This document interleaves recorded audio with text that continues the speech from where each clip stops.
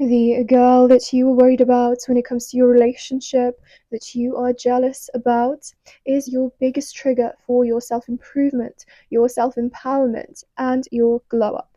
And in this video, I will give you a deeper picture of how to utilize this uneasy feeling for your highest good.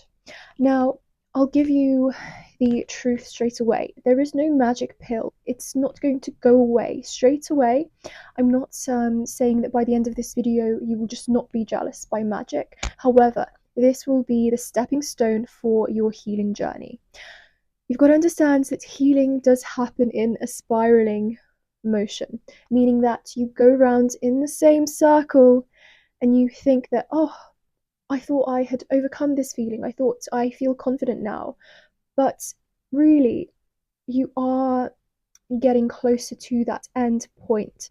And every time you find yourself experiencing that same jealousy, that same pain, you will actually notice that with time it does get less, but only if you do the inner work and only if you are aware.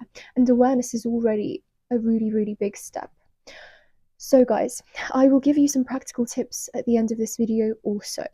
For those of you that are new, I am Sabina and this channel is Swan Belly Dance. Yes, it is about belly dancing, but the way I teach belly dance is very much about confidence, feminine expression and empowerment. And so feeling good about yourself, feeling secure is at the heart of what I want to deliver to people. And so that's why I want to make more feminine empowerment videos to help women on their womanhood journey. And let's jump straight to the point of jealousy. If you are jealous, if you're worried about someone, it's because you are insecure. And I think we all go through that. Some of us maybe later, sooner or later, we all will go through it. And it's a really good character building experience. What the only exception I'd say is, let's say your partner is genuinely doing something that he shouldn't be, and you have all the reason to be jealous, like he's actually actively, dating someone or just doing things that are totally inappropriate. Of course, you need to tell them and have an open communication about it. And if it's really out of bounds, if it's really crossing the line, then you need to act accordingly, depending on how you what your values are in the relationship and what your standards are. But many of us go through an experience where actually most of the time we are making up that jealousy, as in there is no real reason, no real event, no real behavior that should be the cause for jealousy. But we are fearful. We think, what if? We think, oh, well, surely they'd be attracted to her. Or, what if she pursues him? Or what if he falls in love with her? And this is our insecurities speaking. It is the insecurity that's driving this fear. And of course, the cure for this is not dealing with the girl, and oftentimes it's not about trying to control your partner. That's the worst thing that you can do in this situation. Um, the best thing is to work on yourself and do some inner healing and inner work. How do you do that? Well, you need to assess what it is about that girl that triggers you, because I guarantee you there will be something, a trait, maybe it's a behavioral trait, maybe it is looks, and figure out, okay, this triggers me, that means I am insecure about that in myself. And this could mean a few things. It could mean that you naturally want that trait, in which case you will need to work on that. If it's confidence that you're jealous of, if it's a bold expression, then you can try and activate that within yourself. Now, it's not about copying and being someone else, no.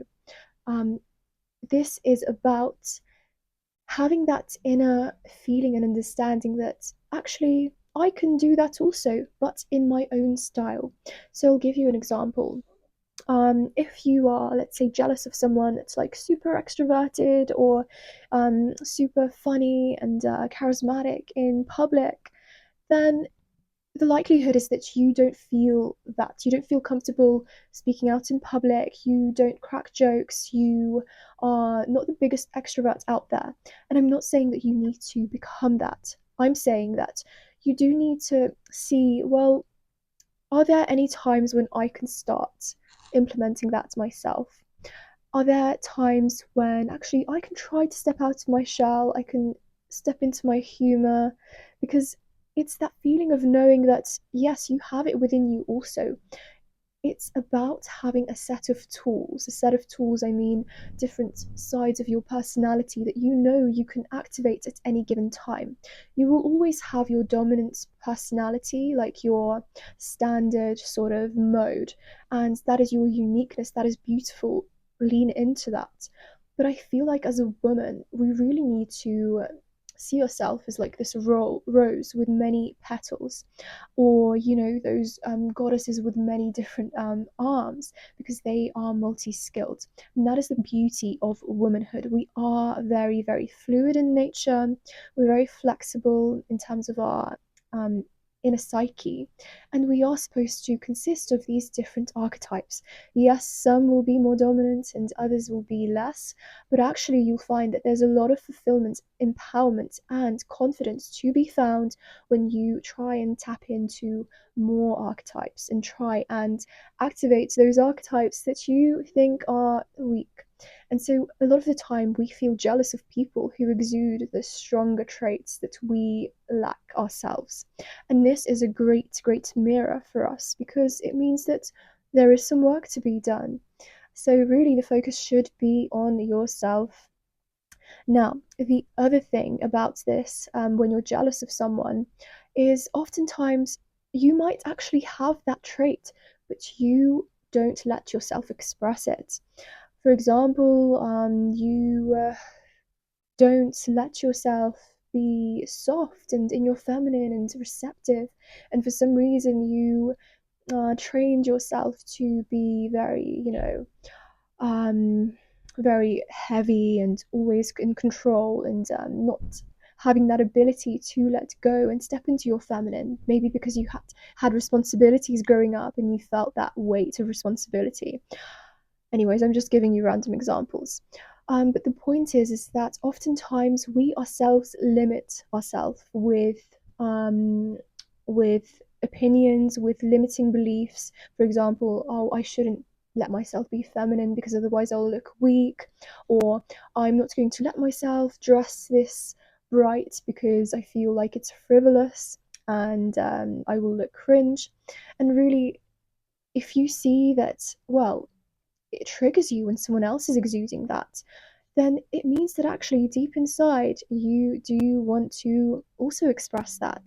And that is great to find, because now you know that actually I see this in the other person, and by being jealous, it's actually a way of saying that I like that. I admire that. I just don't want to admit it to myself. But now that you have uncovered this, you can start to implement that in your own way also. I myself went through this in my previous relationship, and honestly, looking back, I understand just how much it really inspired me and helped me to activate new traits within myself. I'm still the same Sabina. I'm still expressing myself in my most natural way of expression. I'm like quite calm and collected, but now I understand that actually I feel even more empowered because I'm able to express myself in different ways. And this is what I was jealous of. I always had this insecurity that someone that's really extroverted and loud was more powerful or more likable. And thanks to this experience, I really learned to be super comfortable in my more calm and quieter demeanor, and be confident about it. And now I really don't feel my value as less when it comes to comparing myself or being next to girls that are louder, that are more extroverted. And it's thanks to this experience. But at the same time, I feel like I also was able to grow my personality in my inner world, because I did then do inner work and let myself step into a more louder or extroverted archetype only if I felt like it, like genuinely, not because I tried to put on some mask or a show, but because I realized that there were some limitations from my side, like fear of judgment or insecurity that had stopped me from embodying those where I felt like it. And next, let's move on to some practical things and my practical advice for you. Um, in this journey, in the process, as well as focusing on healing yourself and being aware of what you can improve in yourself, you can actually take up a hobby, an activity that gives you intrinsic value. You see, a lot of us fall into the trap of relying on our partner, relying on external validation, when really self worth needs to be generated from within. And one of the easiest ways to do that is to take up a hobby that you like, that gives you that drive, and that you start to self improve in. Because there is just so much empowerment from that. You're no longer trying to impress someone. You're no longer comparing yourself with others to somehow up your self worth and up level your confidence. You are focusing on self improvement, you're focusing on a specific craft that then makes you feel good because you generate that more expensive form of dopamine and you actually get better in the process. And I find that this is the best cure for low self-esteem, for insecurity, and you in turn become such a more interesting person because you're actually achieving things, you're learning new things, reaching new horizons, and often developing new sides to yourself when you take up a new hobby. If you're not sure of what hobby to take up, then I'm going to offer you belly dancing. And on my channel, you can find a lot of beginner friendly classes.